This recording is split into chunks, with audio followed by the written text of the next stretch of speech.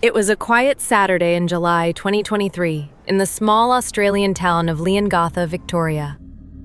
Erin Patterson, a 49-year-old mother, invited her former in-laws over for lunch. On the table sat a beautifully presented beef Wellington, golden and crisp, stuffed with mushrooms. Around the table sat Dawn and Gail Patterson, their sister-in-law Heather Wilkinson, and Heather's husband Ian. Laughter filled the air. But within hours, that laughter would turn into agony. The meal, a family reunion of sorts, was about to become the most infamous poisoning case in Australia's recent history. Just hours after lunch, the guests began to feel unwell. It started with nausea, then violent vomiting and unbearable stomach pain.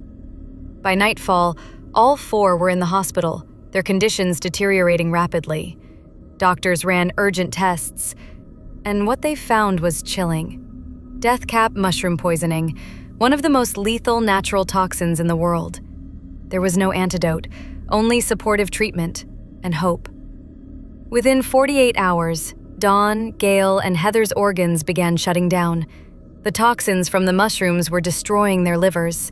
Medical teams worked around the clock, but the damage was irreversible. Dawn Patterson died first, followed by his beloved wife Gail, and Heather soon after. Only Ian Wilkinson survived. After being placed on life support and undergoing an emergency liver transplant, the small town was in shock, but even more shocking was who had cooked the meal. Ian Wilkinson, a pastor loved by his community, awoke weeks later in a hospital bed. He learned that his wife, Heather, and his lifelong friends Dawn and Gail were gone, and that the lunch they shared, prepared by Erin, was the source of the deadly toxin. To this day, Ian has spoken little publicly, but investigators say his survival gave them the witness they needed. The question now wasn't what had happened, but why. In the days following the tragedy, police questioned Erin Patterson. She claimed the mushrooms were store-bought, and that she herself had eaten the meal but felt fine. Her story was inconsistent, her demeanor oddly calm. And then came the whispers, from friends, from neighbors, about strange incidents in the past. This was no accident, detectives began to suspect. This might have been murder. As police dug deeper, they discovered Erin's marriage to Simon Patterson, Dawn and Gail's son, had ended bitterly. Simon wasn't at the fatal lunch, but investigators learned he had also fallen mysteriously ill in 2022. Hospitalized for weeks, Simon later told friends he suspected he'd been poisoned. Detectives began to wonder, had Erin tried before? Was the deadly lunch just the final act in a long, calculated plan? Forensic teams scoured Erin's home. In her kitchen trash bin, they found the dehydrator, a food dryer, that Erin later admitted she had used to prepare the mushrooms for the beef Wellington. But by the time police seized it, the dehydrator had been thrown out. Investigators believed this device could have contained traces of the deadly Amanita phalloides toxin. Throwing it away wasn't just suspicious, it could be evidence of a cover-up. Erin's interviews with police were erratic. At first, she claimed the mushrooms were bought from an Asian grocery store. Later, she said they might have been picked from the wild, but not by her. She also admitted lying to detectives about the dehydrator because she was panicking. To the public, these contradictions painted a disturbing picture. To police, they looked like guilty knowledge. Leongatha was a tight-knit town where everyone knew each other's business. The idea that a mother could serve up a meal that killed 3 family members was almost unthinkable. Locals described Erin as quiet, but a bit odd, and many recalled she seemed strangely unemotional at the funerals. The whispers grew louder. If this wasn't an accident, it was cold-blooded murder. On November 2, 2023, months after the lunch, Victoria police made their move. Officers arrived at Erin's home with a search warrant. She was arrested and charged with 3 counts of murder and 5 counts of attempted murder, including the earlier incident with Simon Patterson. As she was led away in handcuffs, the entire nation watched. What had begun as a family meal was now Australia's most talked-about criminal case.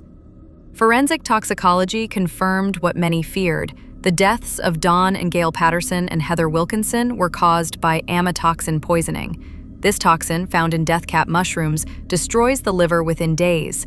Experts testified it would be almost impossible to mistake them for safe mushrooms unless you were inexperienced or careless. But investigators believed Erin knew exactly what she was serving. The 5 attempted murder charges shocked even seasoned reporters. Police alleged Erin had tried to poison Simon Patterson on multiple occasions between 2021 and 2022. Simon had been hospitalized in May 2022 with a mystery illness so severe he nearly died. Medical records now took on a sinister new meaning, and detectives believed they'd uncovered a pattern of deliberate poisoning. In her first court appearance, Erin appeared pale, her voice trembling. Through her lawyer, she vehemently denied intending to harm anyone. She said she loved her in-laws and had hoped for reconciliation after her marriage breakdown. But prosecutors argued her actions after the lunch, throwing away the dehydrator, changing her story, were not the actions of an innocent woman. The trial preparation saw mycologists, mushroom scientists, brought in to educate the jury. They explained how just 1 cap of an Amanita phalloides mushroom can kill an adult. They also revealed that the symptoms don't appear until hours after eating, by which time the toxin has already attacked the body. For the victims, by the time they realized they were sick, it was already too late. As media swarmed the small town, opinions split. Some believed Erin was the victim of a tragic mistake. Others were convinced she was a calculating killer. Friends stopped answering her calls, and her children were caught in the middle of a storm of suspicion. The case wasn't just about one lunch anymore. It had torn a family and a community apart. The prosecution laid out a chilling narrative. They argued Erin lured her in-laws to lunch, fully aware the meal was deadly. They presented text messages between Erin and friends, hinting at tensions with her former in-laws. The dehydrator disposal, the inconsistent police interviews, and the 5 prior alleged poisoning attempts on Simon Patterson became the backbone of their argument.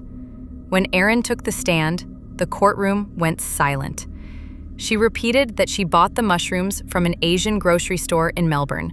When pressed about why she cooked them despite not recognizing them, she hesitated.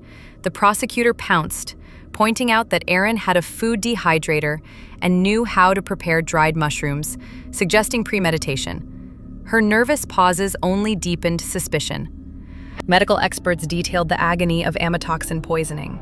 The jury heard how the victims endured vomiting, diarrhea, and organ failure.